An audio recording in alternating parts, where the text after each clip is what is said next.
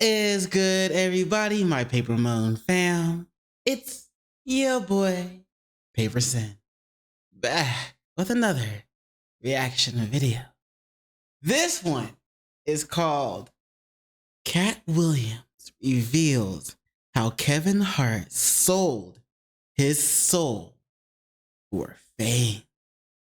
To hear a lot about, it's by the YouTube channel. We're back to the YouTube channel. This happened. So it's about, we've heard a lot about how the dark side of Hollywood. And I guess this is, it's more about Kevin Hart. Like, honestly, I didn't think he was one of those people that had that. I don't think he was one of the people that would actually do this, but since it's like more of a conspiracy, is it more of a conspiracy though? Kind of thing. So let's check it out, see what's good, see what's great, see what's going on. No hate. As always, link to the channel and link to the video will both be in the description below, so be sure to check them out. And while you're there, do those 3 things I like to ask you to do: like, comment, and subscribe. And don't forget to hit the notification bell for more videos. Yeah. All right, let's get into it. Have to worry about what people are going to say about him wearing a dress because of the long line of dress. Seriously? Kevin doesn't have to worry about what people are going to say about him wearing a dress because of the long line of dress wearing people before him. Definitely haven't ran into to put on the dress. I mean, you have to have boundaries. You have to have limits that you refuse to cross. Wow. He said he hasn't ran into it, but now looks like he has now. Wow. I don't think anyone saw this one coming. Katt Williams is finally setting the record straight on his long-standing feud with Kevin Hart, and it looks like Katt's main issue is Kevin selling out his soul for fame. Let's not talk about Kevin Hart no more, or y'all get me riled up when I go over somewhere and go to jail for knocking the soul out of his plane. Katt's beef with Kevin stretches back years. For knocking the soul out of his plane. If y'all remember, Kevin Hart had that one movie called Soul Plane.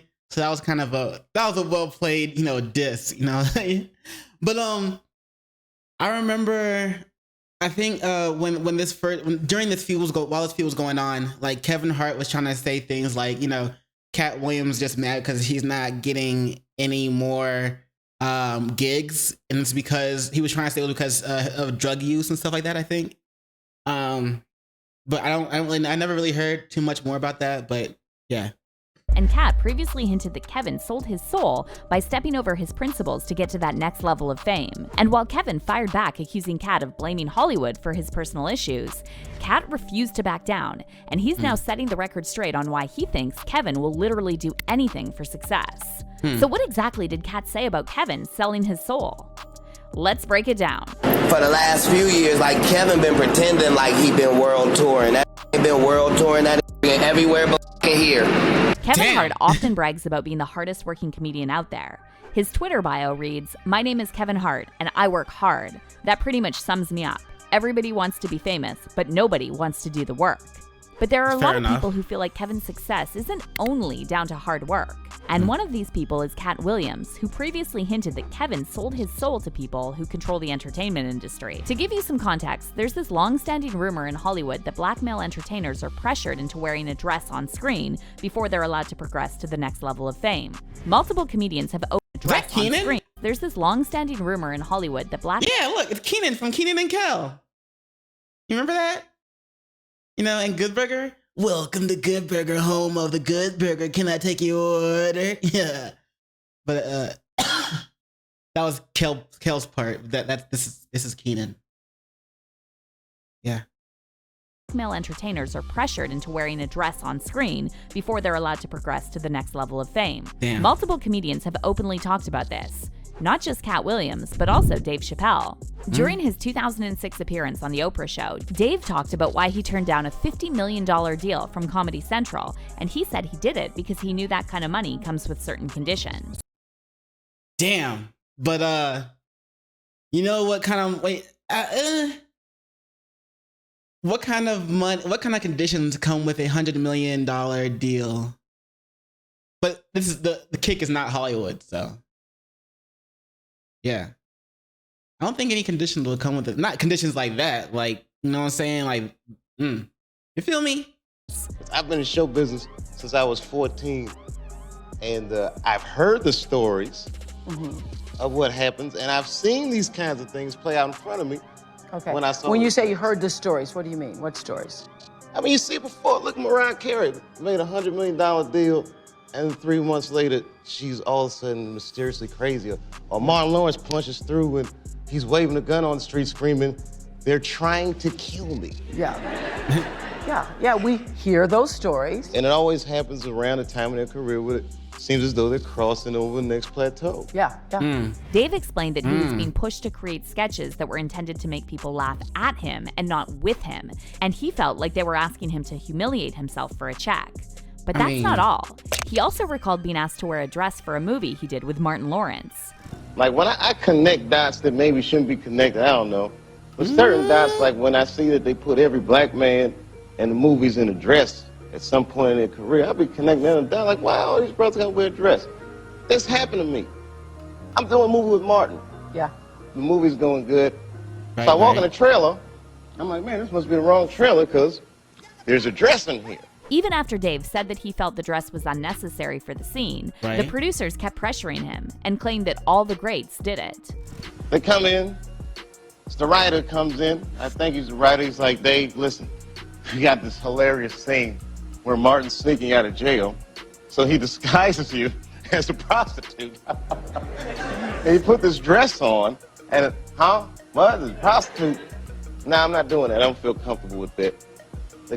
That should have been in the discussion. What? True. You don't feel comfortable with it. I mean, it's a hilarious bit. All the greats have done it. So, well, if all the greats have done it, it's kind of hacky, right? You're right. So why don't we just not do it? Because I don't feel comfortable wearing a dress. Oh, come on, Dave. Listen, we got it all set up. We're supposed to shoot. Every minute you waste costs this much money. You know, the pressure comes in. According to Dave, the producers had 2 versions of the scene ready in case he refused to put on a dress. Yo, that's crazy. Well, not crazy, but like, damn. Because like when you actually think about it, it's like, okay, a lot of this is making sense. And then you think about some of the actors the black actors you've seen, and it's like, yeah, a lot of them have worn dresses.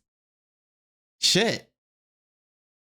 So, but like, and just be pressured into it. You know what I'm saying? You don't really see too many white actors going through this. So it's like, why?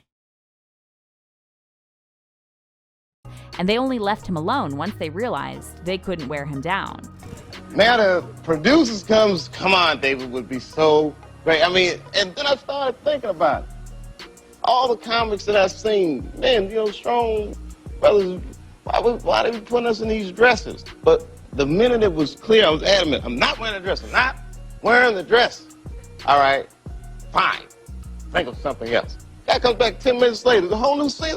Damn, how did you write the scene so fast? By the way, Dave also explained that it's not the dress itself that's humiliating, and this is more about celebs being pushed to see if they're willing to do whatever they're told. Now, if you're wondering what all this has to do with Kevin Hart, well, back in 2012, Kevin was asked to comment on Dave's claims that black entertainers are pressured into wearing dresses. Kevin laughed off Dave's comments, and though he didn't explicitly say he would never put on a dress for a role, he did say he would never step over his personal boundaries. Right. Dave Chappelle, another great comedian, said that, you know, in the industry, they tried to make him wear a dress. Have you ever ran into that with scripts, and is that something that, you know, you wouldn't do, you know, for I definitely haven't ran into to put on the dress. I mean, you know, you have to have boundaries. You have to have limits that you refuse to cross. You know, for me, I know what they are. They've yet to been challenged, so, you know, I don't have to speak on them. I was asked to dribble a basketball on the talk show this morning. You look good doing it, though. Okay. Not that was a dress, but I was like, no, I'm gonna look stupid. You know, at the end of the day, you got to know that you're a brand. Yeah. I'm a brand. You need to protect your brand at all times. When things happen that can possibly affect your brand, your brand can be diminished, and you don't want that to happen. So, you know, protecting my brand is definitely a priority. But just a year later, Kevin appeared in an SNL skit wearing a dress, and Didn't fans take long. accused him of being a sellout. The new pope is A year later? 9-year-old Oscar nominee Kavenshane Wallace. the first African American, the first female, and first child pope. And it's not that Kevin wasn't successful before this skit. However, he certainly wasn't filling out stadiums and getting leading roles in big budget productions. Damn. Of course, this could all just be a coincidence, and many fans believe that the whole dress thing is just another conspiracy theory. Yeah, However, if you ask yeah. Katt Williams, all conspiracies come from somewhere. There aren't that many. Just like the funniest jokes have a little bit of truth in them. I guess like you could correlate those two together, put those two together in a way. Like if the funny, you could say the funniest jokes have a little bit of truth in them, but you can also say all conspiracies come from somewhere in a way. Not that the two have anything to do with each other. I'm just like, I've never heard, you know, the term all conspiracies come from somewhere, but I have heard the term the funniest jokes have a little bit of truth in them. That's all I'm saying. So I'm just rambling. Yeah. Many conspiracy theories anymore, because we found out that all conspiracy theories, there's a nugget of truth in there. It came from somewhere. That's where it became a theory. And then it progressed to the point where it became a conspiracy theory. A film because theory. there was Sorry. something there. Now, when it comes to Kevin's SNL skit, Katt was actually asked to comment on this, and he claimed this is much bigger than Kevin, adding that it was simply his turn. At the end of the day, Kevin doesn't have to worry about what people are going to say about him wearing a dress because of the long line of dress wearing people before him. So now we had Big Mama's house 1, 2, and 3. Yeah. I've never seen Medea in a pantsuit. I think she wears dresses. So now I'm saying, why are we picking on poor little Kevin Hart? Because it was his turn next. Okay. And while Katt went pretty easy on Kevin and didn't directly bash him, he hinted that comedians like himself and Dave Chappelle can never be as big as Kevin because they refuse to join the higher-ups who run the industry. Some of us are against the Illuminati, and we are against the Illuminati at our own detriment. When people are against the Illuminati, then they get punched in the face all the time. The press hates them. Damn. Nobody likes them. Is this? I mean, this is supposed to be like a quote unquote secret society, right? Then, but everybody, well, not everybody, but a lot of Hollywood people mention it every now and then, or people, comedians, actors, such and such. You know what I'm saying? But you don't really.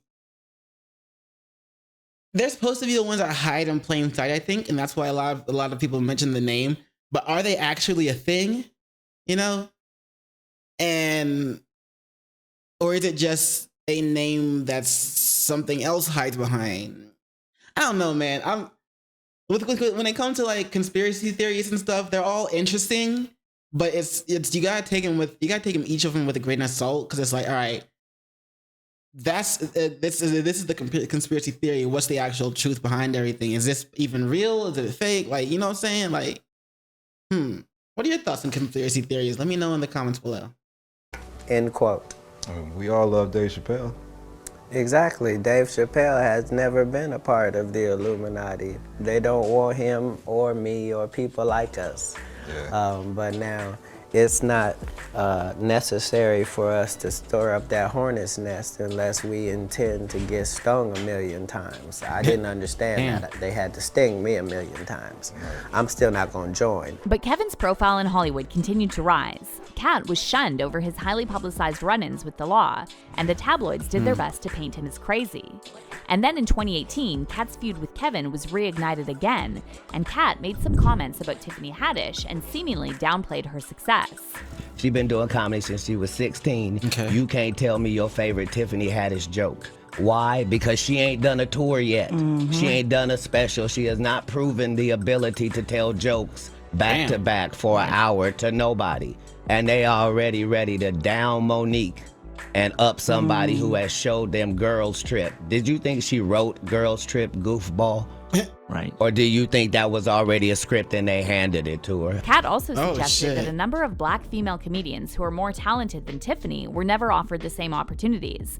And he implied that Tiffany made it big because she caters to white audiences. She passed 46 female black comedians that I know personally that I put on tour who have a hard time getting a chicken sandwich from Chick-fil-A after they headline 7 shows at a club for $2,500 a week. But people like real, and that's why they like her. Is that what they like? They love realness. Oh, because everybody's real then. So don't trip. No, they like Wherever Tiffany you Haddish at under the sound of my because she's voice, real. do you have a real co-worker? Right. Do you have a ratchet friend? Do you have a sister? Do you have a cousin? Do you have a nephew? Do you have a niece? Is they so ghetto? When did that become marketable? Knock it off. They like her because she want to sleep with a white man. That's why the only thing she said was, I want to give it to Brad Pitt. These comments triggered Kevin, and during his appearance on The Breakfast Club, he slammed Katt for blaming Hollywood instead of taking accountability for his substance issues. My frustration with Katt Williams comes from, you keep pointing at Hollywood. Hollywood this, the white man, this, and this. When do you take responsibility for your actions? You had the shot. You didn't show up to work. You f***ed off promo That's what I'm shoots. talking about. You became a risk to the studios, which is why the studios stopped with you. Why was he a risk? He chose drugs. Oh, okay. Take responsibility for what you chose and say, you know what, I gotta fix me, and I'm gonna come back and I'm gonna stand up for comedy. Meanwhile, rumors popped up that Katt and Kevin could do a versus battle, but when Katt was asked about this, he said battling someone like Kevin would be like cheating. Comedically beefing is my lane. It's almost cheating for me. I have over 10 specials, so I don't have to pick but 2 jokes from each special, and I've already deaded anybody whose last name ain't Pryor. Katt has also always maintained that he never used any drugs besides weed, so he later hopped on IG Live to address Kevin's comments and threatened Kevin for lying. I don't know enough. I don't watch enough of. I don't know enough about Katt Williams to comment on that part, but I can believe that the only drug he's used has been weed. You know what I'm saying? But yeah. So while he wasn't there and off making 85 million, I was over here not making 85 million. But it's all good. I don't mind $1 million a month and keeping my soul. Katt then again implied that Kevin will do anything for a check, and he said the main difference between him and Kevin is that he refuses to sell his soul. And as long as Richard Pryor was there to be the king of comedy and a crackhead, they gonna continue to say maybe I am. But again, I urge you, if there's a drug you can do that'll get you Katt Williams level, bitch, you should OD on it tonight. Your teeth white. Maybe make your and hard. Maybe make your hair magnificent. Maybe there's some type of crack you can smoke that'll make you work so catch a nap. But probably not, though. And while Kevin has since stopped addressing Katt in public, Katt was recently again asked about his comments on doing a versus battle with Kevin. And though Katt didn't bash Kevin this time, he did imply that the narrative Kevin tried to push on The Breakfast Club was false, because he never blamed Hollywood for his lack of mainstream success. Katt explained that if he didn't go mainstream like Kevin, it was only because he made that choice and refused to sell out. My brilliance is the stupidity to stay in Battle with Kevin. And though Katt didn't bash Kevin this time, he did imply that the narrative Kevin tried to push on The Breakfast Club was false, because he never blamed Hollywood for his lack of mainstream success. I mean, from what we have seen, at least through this, and I guess sprinkle on a little bit of what the little knowledge that I have of when this beef was taking place before. I guess that's thinking back. Yeah, I guess it's true. Like, I don't think I've ever heard Katt Williams explicitly blame Hollywood. He just said, that some actors reach a certain threshold to where eventually they either wear a dress or they don't, and if they don't, they kind of slowly disappear. But if they do, they're elevated to the next level. But that's not really explicitly blaming Hollywood. He did say stuff like, at least it doesn't seem like it's explicitly blaming Hollywood to me. And he did say stuff like how Kevin Hart did put the dress on, which quote unquote kind of like sold his soul. Excuse me. So I guess I mean, yeah, from what I can tell, that's kind of right. It's kind of true. What do you think?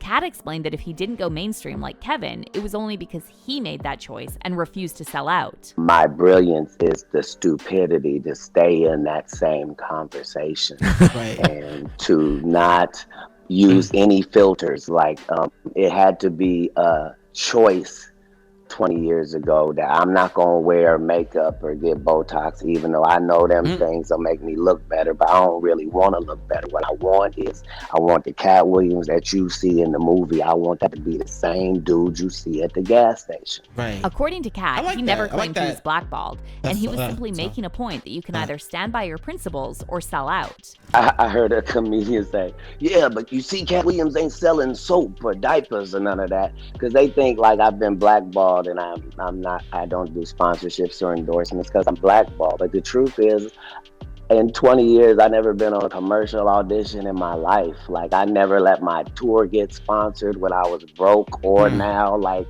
I don't take free clothes. Like I dress myself. Like I don't have a stylist. Like my point is, I can't win over there because I don't play. I don't participate. Like you can't buy me, not because I'm not for sale. You can't buy me because I'm not in the store. Now, as for fans, it seems most of them are taking... I mean, yeah, because when his specials were coming out and stuff like that, the only commercials I remember seeing for Katt Williams were like commercials for his specials or whatever, like for like the DVD releases and stuff like that or something. But for brand deals, I don't think I've ever seen one. So maybe he was blackballed in the or like maybe I want to say maybe he was blackballed in the beginning because when he first started breaking out, maybe they approached him with the dress thing there, but then that doesn't make sense because he did mention that when again you have to get to a certain threshold before they try to put that on you, and when he's first breaking out, they wouldn't have tried to push that, I guess. So I don't know. So it's hard to say if he was blackballed from the jump or not from the jump, but early on. But yeah, if anything, he would have been approached after his Pimp Chronicles, right? But anyway, Katt's side in this beef. However, Kevin Hart is not without his supporters, and they're accusing Katt of being bitter. One fan said that the only reason why Kevin Hart came for Katt the way he did is because he knows that he did a lot of things to get to the top, and he didn't just do it with hard work alone. However, another person fired back saying, Kevin is right, Katt ruined his career with drugs and jail. He's playing the victim when he ruined himself. But let's hear your thoughts on this beef. Are you Team Katt or Team Kevin? And do you think Kevin really sold his soul for fame? Comment down below, and don't miss out on this next video. Well, I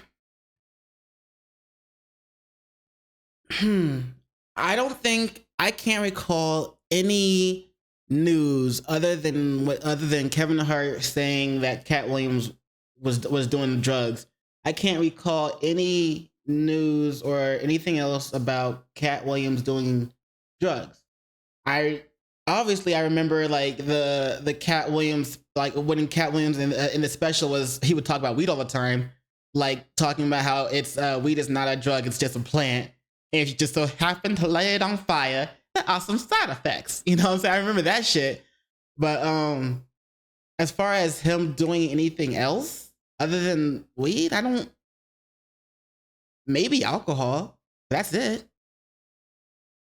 So I don't think we would hold anybody up from meeting, from getting to on set in time. You know what I'm saying? Like there are plenty of people who do that shit still. So I do have a difficult time believing that